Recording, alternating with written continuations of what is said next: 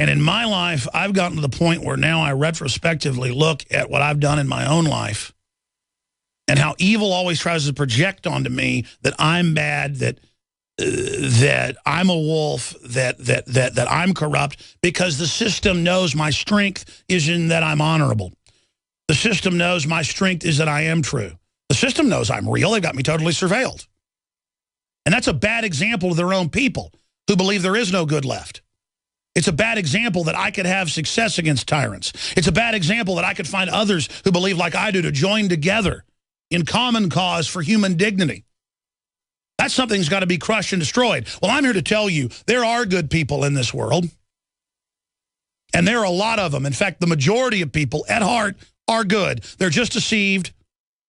And good people are always guilted by evil people, I've discovered, into feeling bad about all of our own little vices, our own little problems that we're not proud of.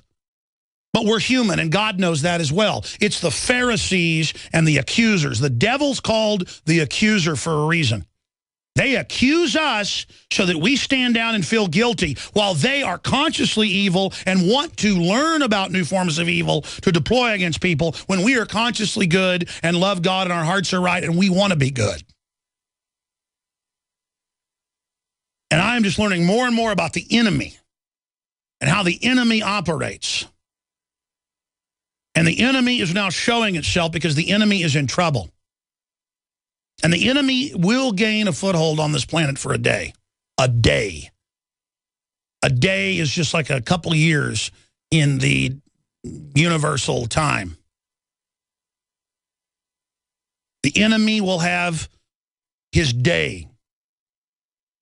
But it's already the beginning of the end for the New World Order. And the only thing that gives me sustenance is what feeds my heart and my soul, and that's liberty and justice. And I know my works are like dirty rags.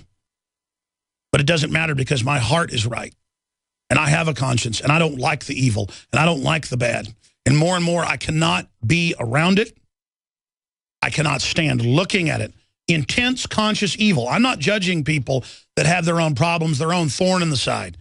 I'm talking about people who enjoy hurting other people, who enjoy hurting innocents, who enjoy torturing people, who enjoy wrecking societies. That's what I'm talking about.